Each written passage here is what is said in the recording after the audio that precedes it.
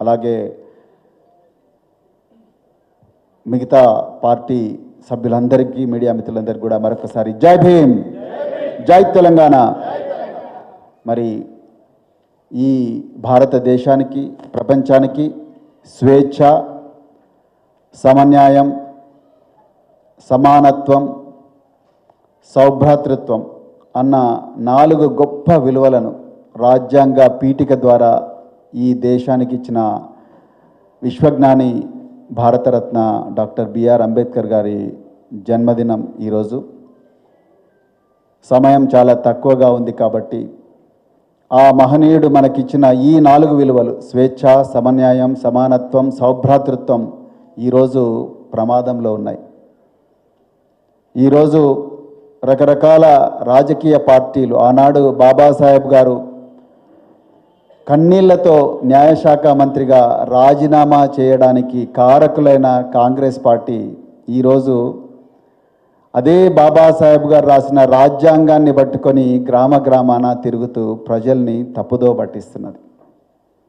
అదేవిధంగా మరోవైపు భారతీయ జనతా పార్టీ ఇదే రాజ్యాంగాన్ని పూర్తిగా తీసేసి మరొక రాజ్యాంగాన్ని ఈ భారతదేశంలో పెట్టి ఈరోజు ప్రజల్లో ఉండే లౌకిక భావన, పరమత సహనం, పెద్దలు కేసీఆర్ గారు చాలాసార్లు చెప్తారు, గంగా జమునాకి తహజీబ్. ఈ గంగా జమునాకి తహజీబ్ అనేది పూర్తిగా ఈ భారతదేశ పటం నుంచి చెరిపేలా మరోవైపు భారతీయ జనతా పార్టీ ప్రయత్నం చేస్తుంది.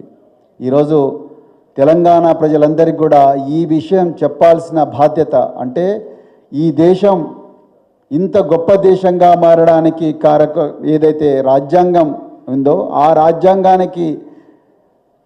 రాజ్యాంగం రాయడానికి ఏర్పాటు చేసిన కమిటీ చైర్మన్ ఆయన యొక్క ఆలోచన విధానాలు ఏవైతున్నాయో అవన్నీ కూడా రూపుమాపడానికి ఒక ఘోరమైన కుట్ర జరుగుతూ ఉన్నది. ఇది మనం గ్రామానికి తీసుకుపోవాల్సిన అవసరం భారత రాష్ట్ర సమితి నాయకుల మీద, కార్యకర్తల మీద ఉందని చెప్తూ మరొక్కసారి ఇంత గొప్ప సన్నివేశంలో, చరిత్రాత్మక సన్నివేశంలో మరి మాట్లాడే అవకాశం నాకు ఇచ్చినందుకు సభాధ్యక్షులు సుమన్ గారికి ధన్యవాదాలు చెప్తూ మరొకసారి జై తెలంగాణ, జై భీమ్.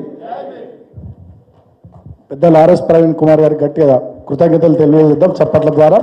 ఇప్పుడు మన ఉమ్మడి కరీంనగర్ జిల్లా మాజీ జిల్లా పరిషత్ చైర్పర్సన్, మన పార్టీ మహిళా విభాగం మాజీ అధ్యక్షురాలు సోదరిమణి తులమ్మ గారిని మాట్లాడవలసిందే కోరుతా ఉన్నాం. జై భీమ్, జై భీమ్, జై తెలంగాణ. బిఆర్ అంబేద్కర్ గారు అణగారిన వర్గాల కోసం, అంటరానితనానికి వ్యతిరేకంగా అట్టడుగు వర్గాలు, దళిత వర్గాలు, బలహీన వర్గాల